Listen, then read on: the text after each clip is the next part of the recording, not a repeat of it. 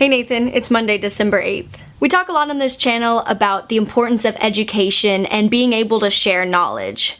Now, even though we may have some opinions on the questionable things that some people are taught in this country, creationism in science class, we still benefit from the access of education and the lack of fear of being punished for becoming educated. Across the world, though, education issues aren't always so easy peasy, and today I wanted to specially focus on what has been going on in Mexico the past few months. Also, a disclaimer, I don't know Spanish, so forgive me for any mispronunciation of names, places, etc.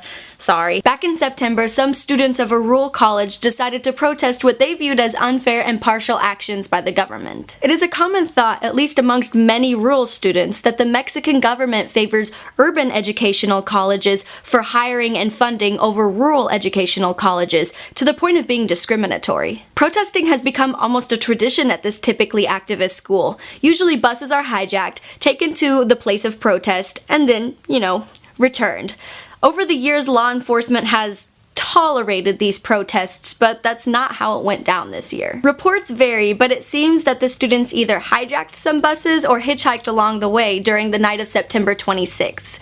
Their plan was to head to Iguala, about 70 miles away, to protest during a conference being held in honor of the mayor's wife, and then to move on to Mexico City to participate in an anniversary march for some students that were massacred back in the late 60s. They were stopped on the way by police, supposedly sent by Iguala's mayor Jose Luis Abarca Velasquez.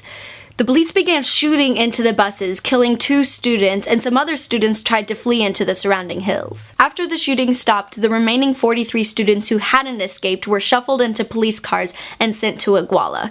There they were handed over to the police of a neighboring town called Cocula. And this is where it gets slimy. According to the investigation that's been done so far, the students were handed over by the police to a local criminal organization called Guerreros Unidos, who believed that some of the students belonged to a rival gang, which was apparently enough for them to kill all 43 of them. They were trucked to a dump just outside of Cocula, some dying of suffocation along the way, the rest being killed on arrival. The bodies were piled up and burned with guards keeping watch, and the remains were supposedly dumped in the San Juan River. In the time that has passed, there has been much confusion about the events.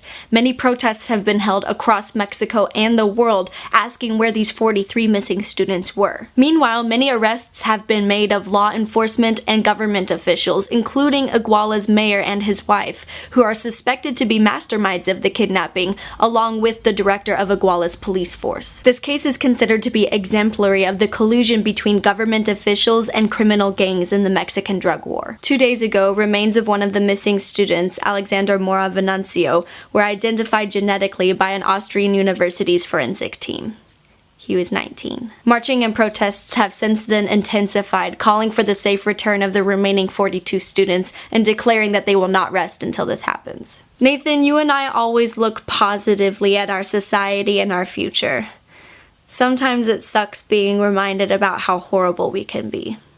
Though the outrage expressed by pretty much everyone else does offer some hope. My heart goes out to the families and friends of the missing students. Nathan, we'll see you on Wednesday. Do you know anything else about these kidnappings, or have you been participating in protests or marches in Mexico or anywhere else in the world? Leave a comment below and tell us about your experience.